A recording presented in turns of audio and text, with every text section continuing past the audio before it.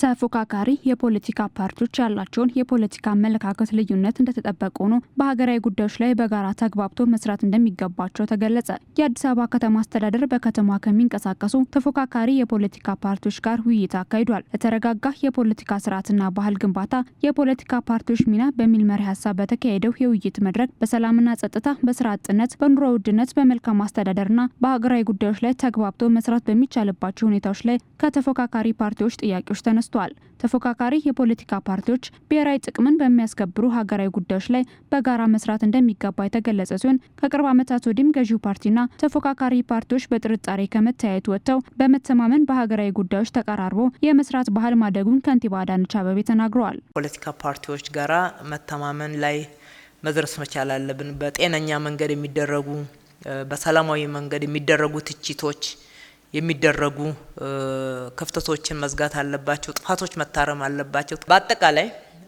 የምንገነባው የፖለቲካ ስርዓት መተማመን ያለበት ከጥርጣሬ የጸዳ መገፋፋትን ያስወገደ በጋራ መስራት የሚገቡን ጉዳዮች ላይ በጋራ መስራት ለየብቻችን ደግሞ መስራት የሚገባንን በመስራት በኩል የማንሰነካከልበትና ምህዳሮችን የማናጠብበት ሁኔታ እንዲጠናከር እንሰራለን።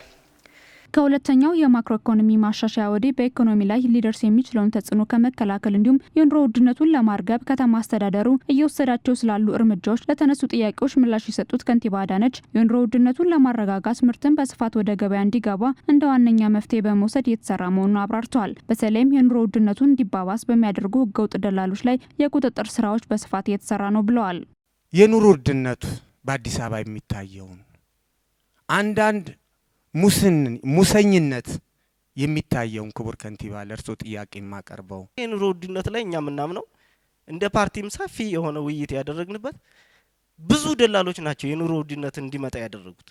ስለዚህ ደላሎችን ከማስወጣት ሴራ የሚሰሩትን ሳይሰሩ ለማጋበስ ጥረት የሚያደርጉትን ለማስወጣት መንግስት ምን አይነት አቅጣጫ ይዟል? የምግብ ፍጆታ ላይ የዋጋ መጨመር የህዝቡ ሁኔታ ብዙ ግድ የማይላቸው አካላት እንዳሉ ሁላችንም የምናውቀው ጉዳይ ነው። አንዱ በቁጥጥር እንደ መንግስት ስርዓት ማስያዝ ነው። ሁለተኛ ምርት መጨመር ነው። በጣም መሰረታዊ ስራ ነው የምንለው እየሰራንበት ያለ ነው።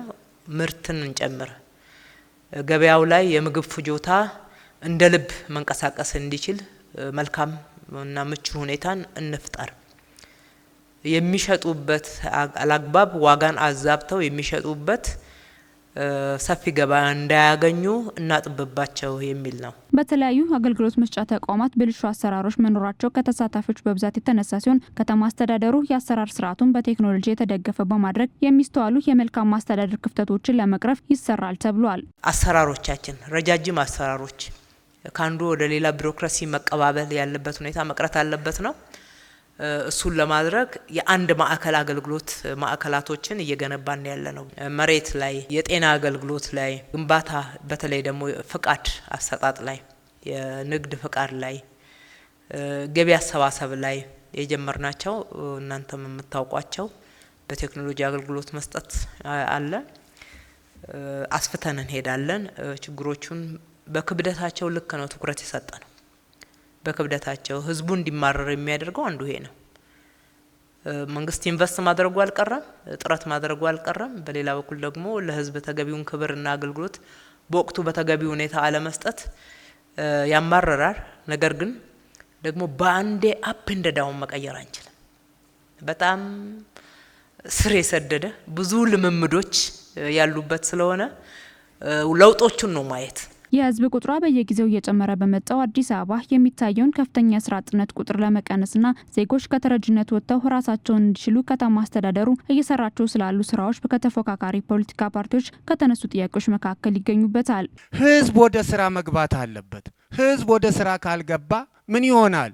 አናርኪዝም፣ ትሮትስኪዝም፣ ስርዓት አልበኝነት ይፈጠራል። ይህንን በደንብ አስባችሁ ከመንግስታችሁ ጋር ብትሰሩ የተሻለ ነው እንላለን። ለአንድ ሀገር ኢኮኖሚ ማደግ ትልቅ አበርክቶ ያላቸው ወጣቶችን በተለያዩ የስራ መስኮች እንዲሰማሩ በማድረግ በከተማዋ የሚታየውን የስራ አጥነት ቁጥር ከመቀነስ ባሻገር ለከተማዋ ኢኮኖሚያዊ እድገት የራሳቸውን ጉልህ ድርሻ መወጣት ይችሉ ዘንድ በርካታ ስራዎች የተሰሩ መሆኑ ተነስቷል። ባለፉት 9 ወራት ብቻ 310 ሺህ ለሚሆኑ የከተማዋ ነዋሪዎች የስራ እድል መፈጠሩም ተመላክቷል።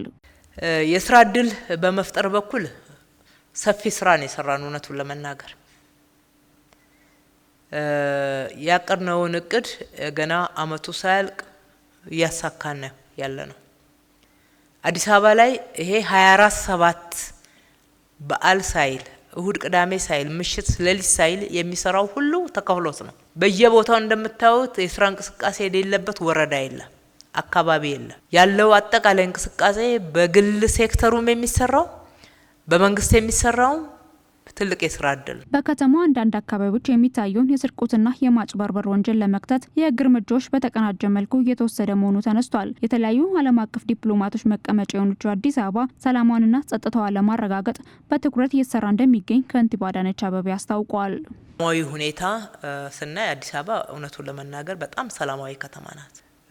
ነገር ግን ሰዎችን የሚያግቱ በተደራጀ መንገድ የሌብነት እና የዘረፋ ስራ የሚያከናውኑ ንጥቂያ እንደዚህ የመሳሰሉትን ከደረቅ ወንጀል በላይ የምንመለከታቸው አሉ። እንግዲህ በየዜናው እንደምታዳምጡት እያመለጡ አይደለም። አንዱ ጥንካሬ የሚታየው በመከላከል ነው። ከዚህ አንጻር በአብዛኛው መከላከል ላይ ተረባርበን እየሰራን ያለ ነው። ከዛ ያመለጡት ደግሞ ተደርሶባቸው በተሰሩ ኦፕሬሽኖች ከዚህ ከተማ ውጪ ጭምር በወጡበት ደርሰንባቸው መያዝ ችለናል።